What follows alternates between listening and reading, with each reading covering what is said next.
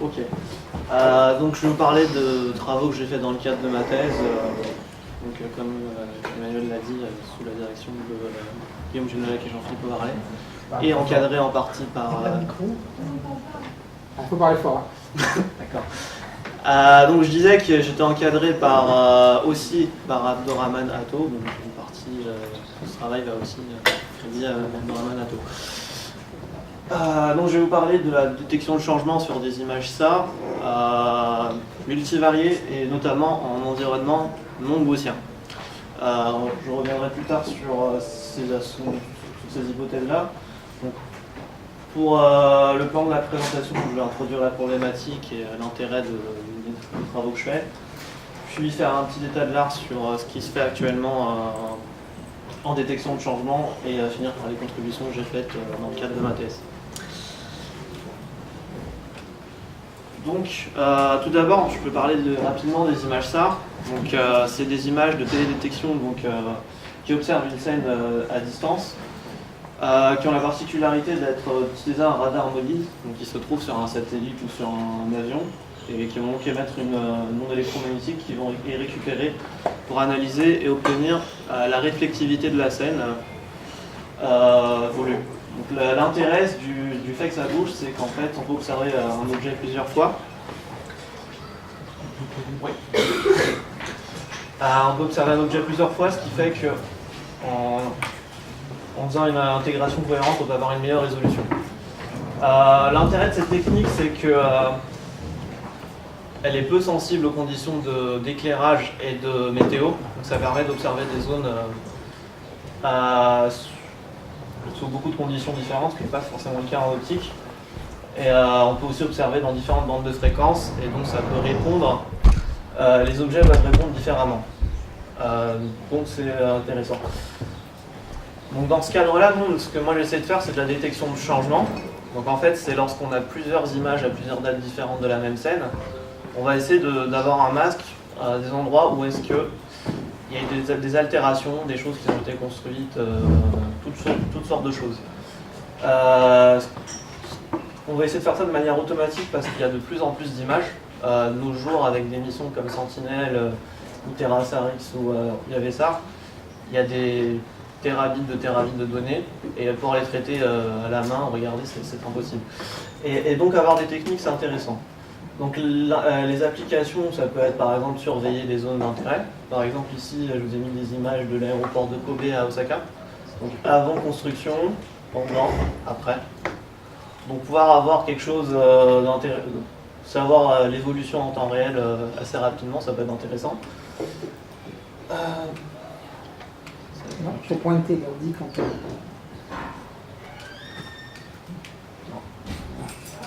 on... Regarde, c'est normal, c'est de l'infrarouge, c'est pas du radar. On va faire ça. Même des flèches ne marchent plus? Non. Ah. Le PC est planté. Je crois que le PC a planté. Il y a des informations spéciales. Ah non.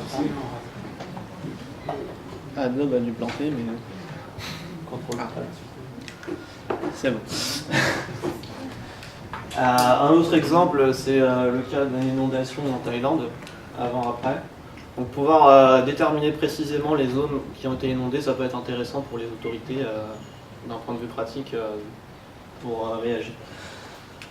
Ce que nous on s'intéresse dans ce cadre-là encore plus précisément sur des images multivariées. C'est-à-dire que l'on n'a pas juste une amplitude comme on aurait d'habitude sur une image, mais pour chaque pixel on a un vecteur de données qui correspond à une certaine diversité. Donc ça peut être par exemple du pulsar, c'est-à-dire qu'on va observer la scène dans différents types de modes de polarisation de l'onde électromagnétique, et ça va répondre plus ou moins différemment. Donc on peut s'intéresser à cette information pour faire de la détection de changement. On peut faire de l'interférométrie, donc lorsqu'on observe sur deux angles très proches. Et je rajoute celle-là parce qu'on a travaillé dessus. On peut utiliser de l'information que moi j'appelle spectro-angulaire, c'est-à-dire que lorsqu'on observe la scène sous différents angles de visée et dans différentes bandes de fréquences, on peut avoir la réponse des objets qui se présentent dans la scène sous différentes bandes de fréquences et différents angles de visée. Et ça va être une information qui a été utilisée pour certaines applications. Mais je ne vais pas détailler plus que ça, c'est pas l'objet de la présentation. Donc ce que moi je veux faire, c'est obtenir des méthodes qui sont automatiques, fiables et non supervisées. Donc c'est-à-dire que même s'il y a beaucoup de données, il y a très peu de réalité terrain. On ne peut pas aller sur les scènes, vérifier nous-mêmes ce qui se passe. Donc c'est très difficile d'avoir des réalités terrain et en général on va préférer le cadre non supervisé. Donc en prenant en compte la nature des données qui sont donc multivariées comme je disais et haute résolution. Voilà. Dans la littérature, donc je vais faire un petit état de l'art. Ce qui se fait en général c'est d'utiliser une fenêtre glissante, c'est-à-dire on va prendre les pixels, donc comme je disais il y a un pixel, un vecteur, et donc il y a les images. Donc on va prendre une fenêtre d'observation qu'on va faire glisser le long de l'image et pour chaque glissement, on va calculer une statistique qui va nous permettre de dire s'il y a changement ou pas. Donc c'était juste pour introduire la notation. Et donc il y a deux types d'approches en général, comme indiqué par ce papier-là qui est intéressant parce qu'il fait une overview de toutes les techniques qui existent en ce moment. Donc si jamais ça vous dit. Donc il y a l'approche basée objet que nous on ne s'est pas intéressé, mais qui existe, et l'approche plutôt pixel, c'est-à-dire que la plus petite unité de détection c'est le pixel. En gros on va dire tel pixel c'est un changement ou pas. Et dans le cadre général de la détection non supervisée, on peut résumer les étapes de traitement à cette chaîne-là.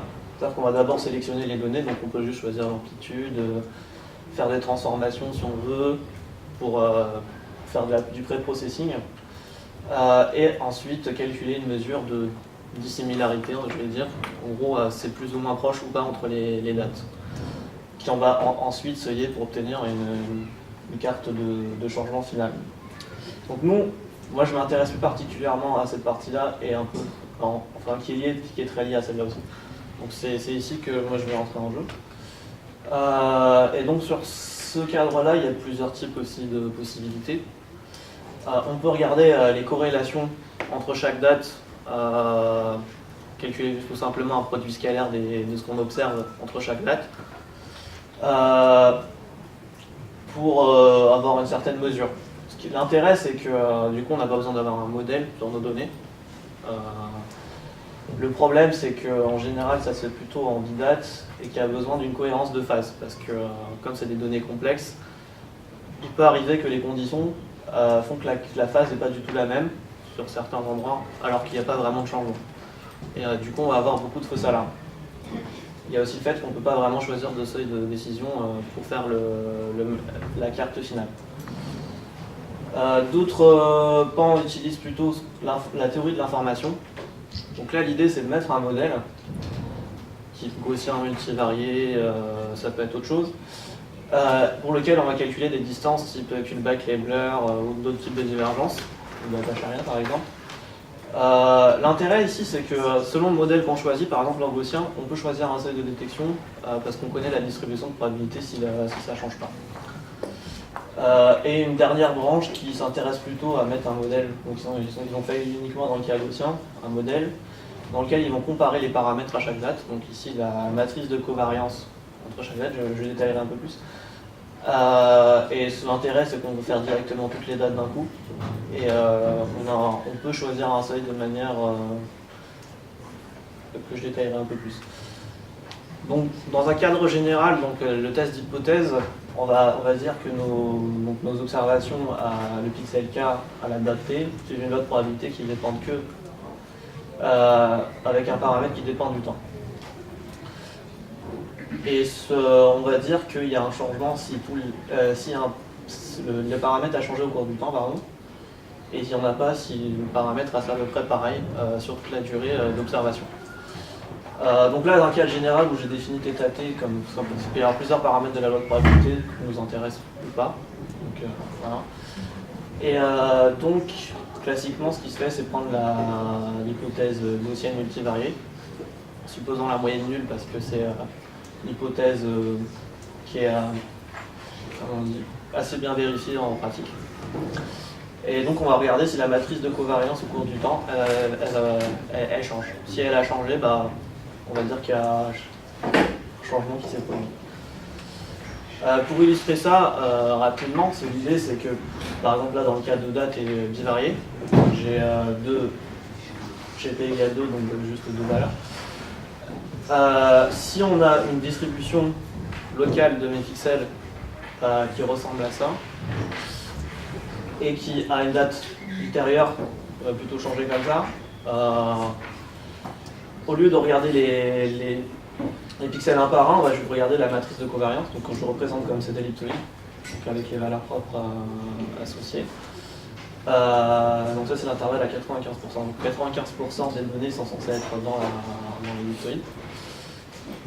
Et donc si on compare juste les matrices de covariance, on peut déjà dire qu'en effet il y a un changement. Donc c'est ce qu'on essaye de faire. Et donc il y a plusieurs types de manières de faire. Donc ce papier résume assez bien les différentes alternatives qu'on a. On ne les connaît pas ces matrices. Et donc la plus populaire c'est celle-là. Donc l'idée c'est d'abord d'estimer les matrices de covariance à chaque date et ensuite de faire une sorte de moyenne arithmétique, une moyenne géométrique. Pour expliquer mieux, j'ai fait des dessins. Ce sera plus parlant. Donc là je représente toujours les ellipsoïdes comme tout à l'heure, donc ça représente plutôt les matrices de covariance. Donc ça sera un truc qui n'est pas du tout corrélé. Les deux pixels, enfin non, les deux composantes de mes pixels sont décorrélées. Et donc là elles sont égales, donc quand je trace la moyenne arithmétique en rouge et la moyenne géométrique de mes matrices en bleu, bah, elles sont superposées parce que ça fait pareil. Lorsque ça change, donc là un changement de type de forme, c'est-à-dire plus ou moins la trace reste la même, on peut voir que lorsqu'elles sont très différentes, c'est une inégalité bien connue, la moyenne arithmétique est plus grande que la moyenne géométrique. Et du coup, lorsqu'on fait le ratio des deux, c'est assez supérieur à 1. Donc on va dire qu'il y a une détection si c'est plus grand que 1. Donc un autre type de changement, ça peut être sur le scale, comme j'appelle, mais c'est en gros l'échelle quoi, entre les différentes matrices. Et donc on peut observer que plus elles sont différentes, plus le ratio entre les deux va être élevé. Et donc je reviens. Donc c'est ce qui est écrit là, quoi. Donc si c'est supérieur à un seul que j'ai choisi la détection. Et le fait la raison pour laquelle c'est le plus populaire, c'est parce qu'en fait on a la distribution de probabilité du test sous H0. Ça veut dire que quand il n'y a pas de changement, je sais à peu près qu'est-ce que je peux attendre comme variabilité de ma statistique. Et donc en fait je peux choisir un seuil de détection qui dépend de ma probabilité de fausse alarme. Donc c'est 1 moins ça, la probabilité de fausse alarme, et donc je peux inverser cette fonction et me dire si je veux une probabilité de fausse alarme de 10 moins 3 et que mon hypothèse gaussienne est vérifiée, alors si j'utilise le seuil que j'ai choisi, je peux garantir celle-là, peu importe les données. Donc c'est intéressant, et c'est pour ça que je pense qu'elle est utilisée partout.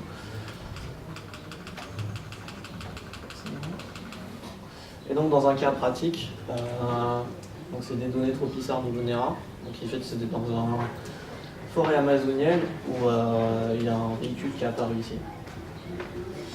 Et donc juste pour illustrer, je vous ai mis en gros plus ou moins la distribution des pixels qui est autour. Et donc avant c'est corrélé, puis après en fait on observe une variation dans la forme de la matrice de covariance. Et quand on trace la comparaison, en effet on peut dire qu'il y a un changement parce que les matrices ont changé. C'est quelque chose qui marche en pratique aussi dans ces zones-là où c'est très homogène et donc l'hypothèse gaussienne est bien vérifiée. Voilà, donc je parlais justement du fait que l'hypothèse gaussienne est bien vérifiée, c'est pas toujours le cas. Là j'ai pris une autre image de US Air Force, donc, qui est disponible si ça vous intéresse, où du coup j'ai tracé la distribution des données, et donc en faisant l'estimation de la matrice de covariance, ça me donne ça. Il n'y a pas 95% des données qui sont dedans. On observe que c'est un peu une distribution type que lourde. Il y a beaucoup de données qui sont en dehors de ce qu'on entendrait. Il y en a très peu, il y en a beaucoup à l'intérieur, mais il y a quand même une certaine variation.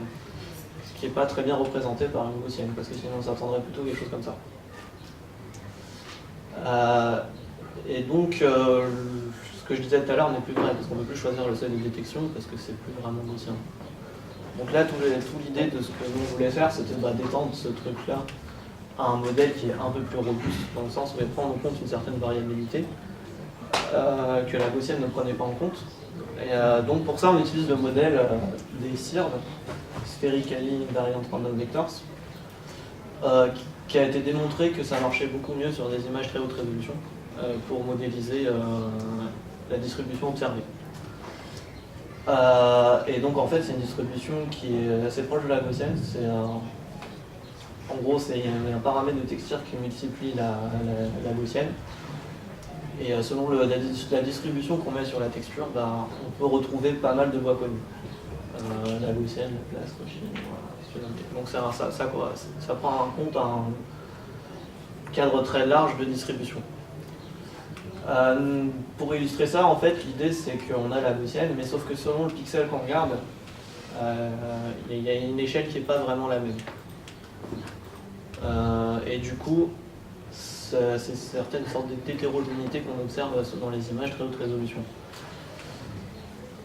Et donc nous, ce qu'on s'est dit, c'est que comme vous voulez être indépendant du type de la distribution, parce que supposer que c'est studenté et se tromper après, c'est gênant, donc on a dit que c'était des paramètres déterministes inconnus. Donc en fait, il y en a un par pixel, donc pixel KT, qu'on estimera un peu plus tard. Et on a fait 3 problèmes de détection. Du coup, maintenant, comme on a plusieurs paramètres de la distribution de probabilité, on a la matrice de covariance qui maintenant est normalisée, et les paramètres de texture.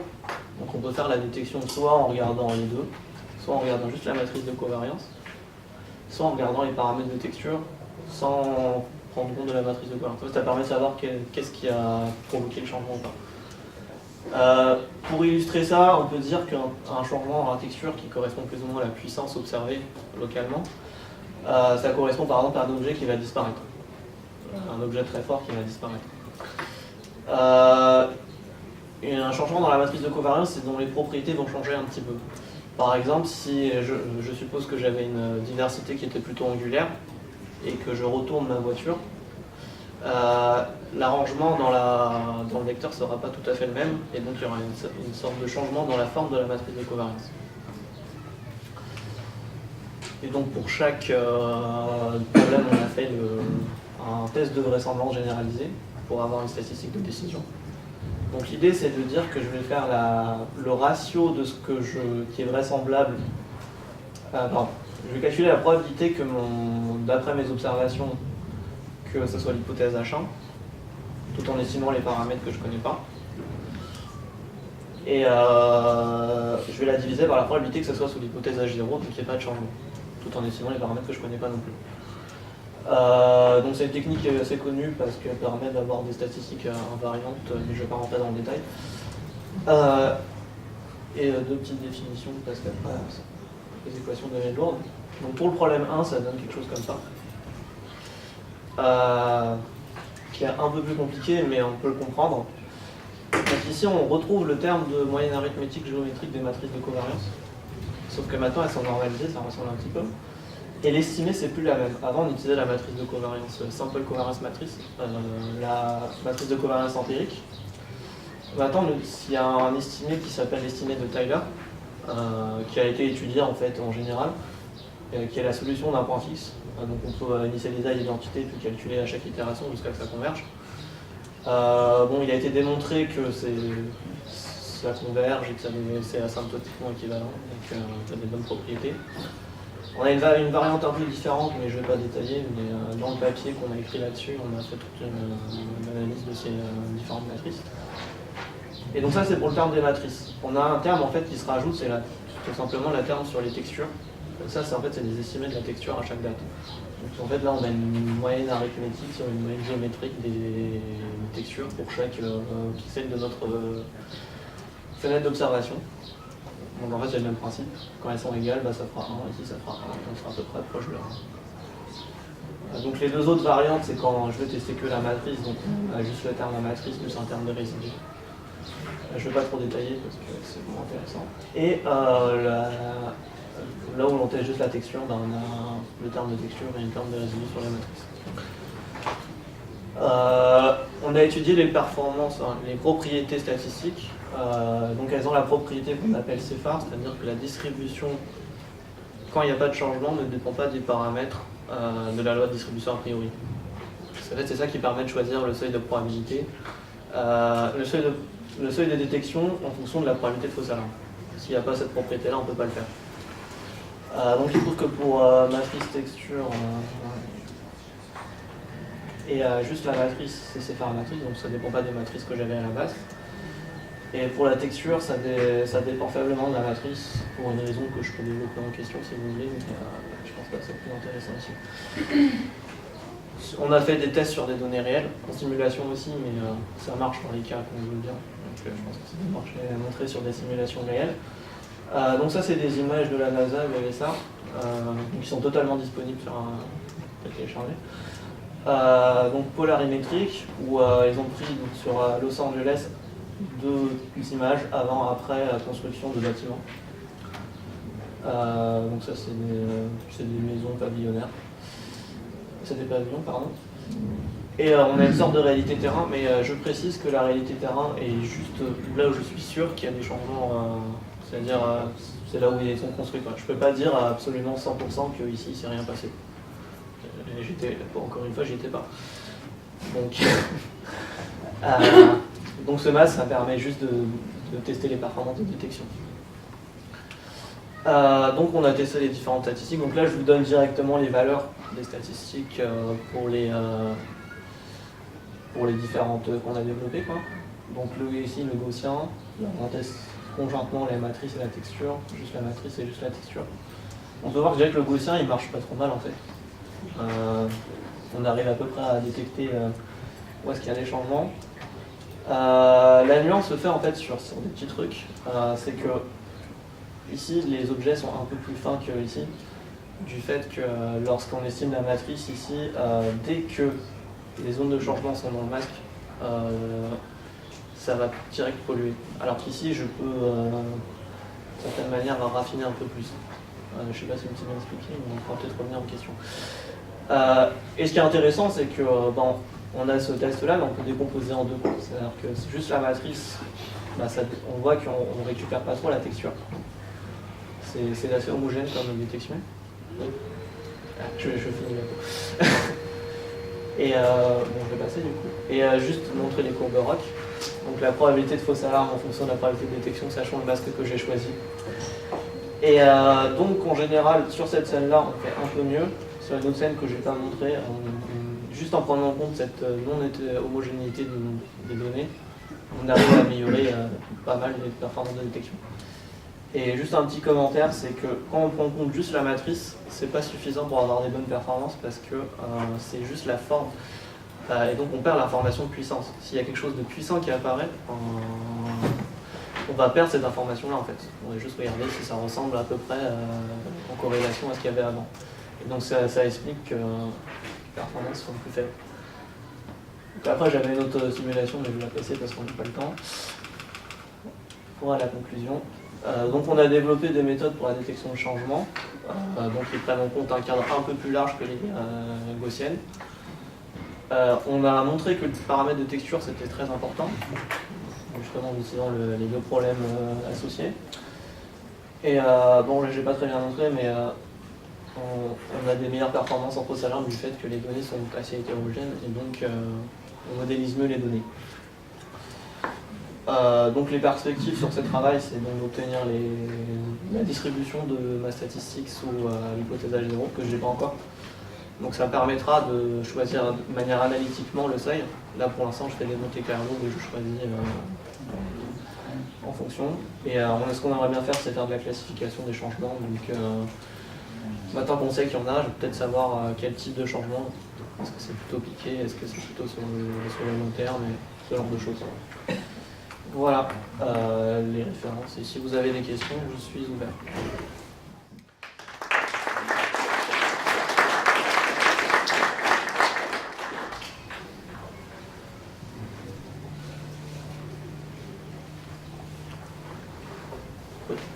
Sur ces images, résultats de détection de changement, là où vous avez l'hypothèse gaussienne, les 4 autres, les 3 autres, Ouais. celle-ci. Donc tu détectes s'il y a eu un changement ou non, donc c'est binaire, mais du coup là, l'échelle c'est- en bas c'est quoi? Non mais là c'est pas binaire justement, c'est Ouais. juste la valeur de mes Donc statistiques. c'est à quel point ça a changé? Ouais, c'est plus ou moins. C'est juste qu'après il faut seuiller. Et c'est le seuillage qui est difficile en gaussien parce que c'est. Donc toi, ce que tu veux obtenir, c'est le masque que tu avais dans le slide d'avant et tu vas seuiller ces cartes-là. Je vais essayer ces cartes-là en fonction du seuil que j'ai choisi, sachant ma distribution a priori et donc la probabilité de fausse alarme que je m'étendrai à avoir. Voilà, c'est ça. Excuse-moi, en fait, ici, on est obligé d'avoir des informations a priori. Est-ce qu'il y a en fait un GIS ou un système qui te donne ces informations a priori pour pouvoir en fait. Quel type d'information a priori, pardon? Parce que pour en fait faire des chain detection, il faut avoir une information a priori pour dire que ça a changé ou ça n'a pas changé. Généralement, en fait, on se positionne par rapport à une base de. Oui, Que là il y en notre a. système nous donne quoi. Enfin, non, mais là Comme les c'est du non supervisé, donc je sais pas. Enfin, toutes mes statistiques, elles ne supposent pas d'a priori. C'est pour vérifier mes résultats que ça peut être intéressant d'avoir ce qui a changé en fait. Là, j'essaie pas de retrouver un paramètre que j'avais déjà. Pour prolonger la question, c'est-à-dire que tes performances, tu les calcules sur des simulations. Bah là, pour le coup, j'avais une réalité terrain qui a été faite. Là, c'est ça. Ou alors, tu fais comme si tu n'avais pas de réalité terrain, tu as la réalité terrain pour évaluer les performances. Oui, c'est ça. Mais c'est plus pour évaluer les performances. Pour faire la technique, j'en ai pas besoin. Ouais, c'est ça. Oui, c'est pour ça que j'ai utilisé cette image et pas celle que j'avais au début parce que je l'avais pas. Mais après, je dis toujours, la technique, elle n'a pas besoin d'avoir la réalité terrain. Est-ce que c'est possible d'avoir en fait le type de zone en fait à analyser et puis le type de changement? On peut préciser ça quelque part ou... Bah, déjà, on a une information sur. Ça, c'est plutôt la forme, donc c'est-à-dire les corrélations. Par exemple, si c'est de la polarimétrie, on peut savoir si c'est plutôt de type changement d'objet. Enfin, par exemple, si c'est pas du tout les mêmes objets, les corrélations ne seront pas du tout les mêmes. Et du coup, on va plutôt les observer là-dedans. Par contre, si c'est juste des objets qui apparaissent, ça sera plutôt ici. Donc déjà, on a ce type d'information-là.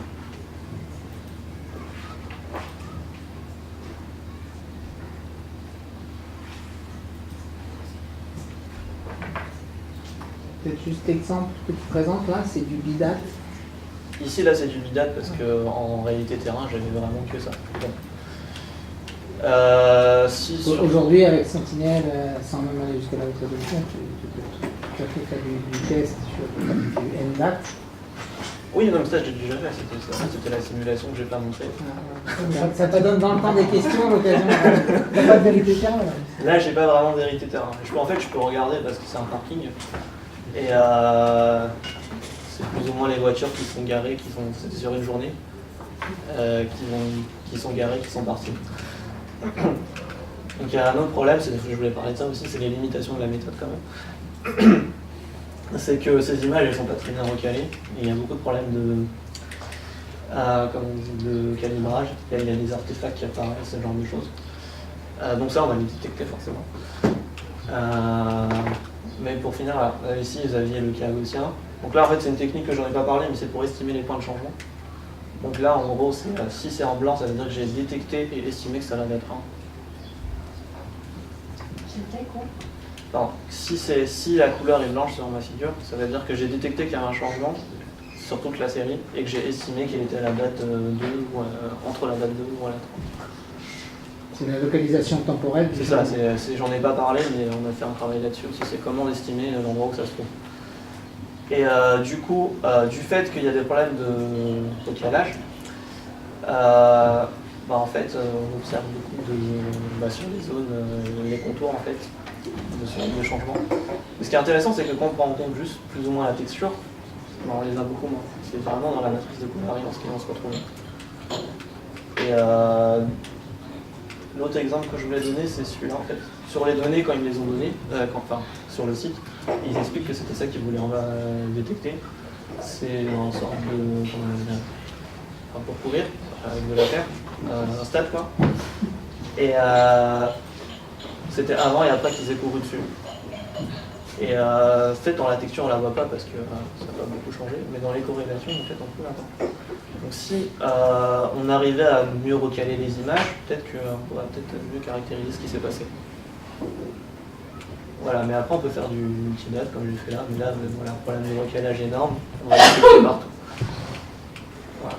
Donc il y a une limitation, c'est qu'il faut que les pixels soient vraiment bien Là, actuellement, sur les sentinelles, c'est quoi l'outil de recalage? Tu prends les GRD qui sont déjà